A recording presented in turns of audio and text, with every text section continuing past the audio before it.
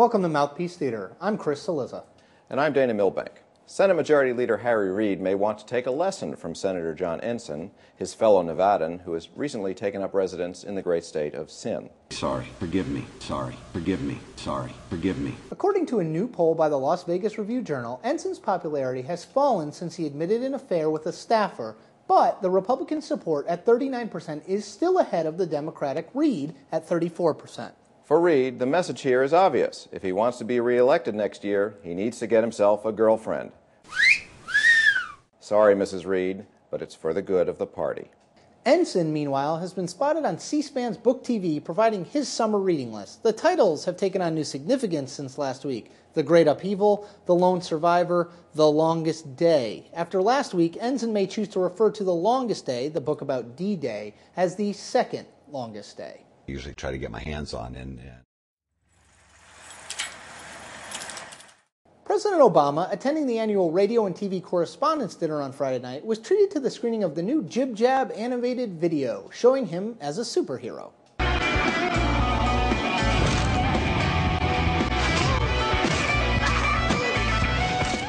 We are flattered that the President has taken a fashion cue from Mouthpiece Theater and has traded in his dark suits for bright red synthetics. On the other hand, we have some concerns about the tights, Mr. President.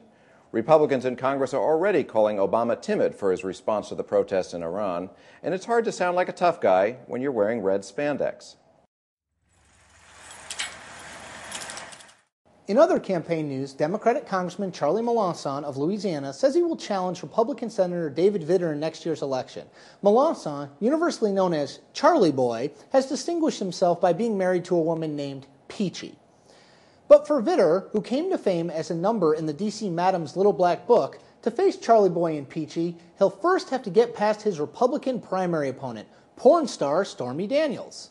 Stormy, in addition to being a three-time recipient of the Best Breasts Award from fans of adult media and entertainment, has a well-developed Twitter feed, which Cillizza has been ogling extremely closely. I'm just doing my job. Finally, there are 3 contestants for this week's Mouthpiece Theater Postie Award. Sarah Palin, fresh from conquering Dave Letterman, is taking on Alaskans who have filed what she calls frivolous ethics charges against her, at least 18 so far. And the Ethics Board hasn't even taken up our complaint yet about Palin mispronouncing the word nuclear. Nuclear weaponry, nuclear weapons. Our nuclear weaponry, nuclear. Can we talk about Afghanistan real quick? Our second finalist, a Mouthpiece Theater favorite, Michelle Bachmann, the Republican congresswoman from Minnesota, says she won't fill out the entire census form to protest funds going to the community group Acorn. But Bachmann better not get squirrely. She faces a potential $5,000 fine for refusing to answer. Also a finalist this week is Lee Fisher, Democratic Senate candidate from Ohio, who had his kids send out a Father's Day email asking people to give money to their father. This may be because Fisher has lost his shirt.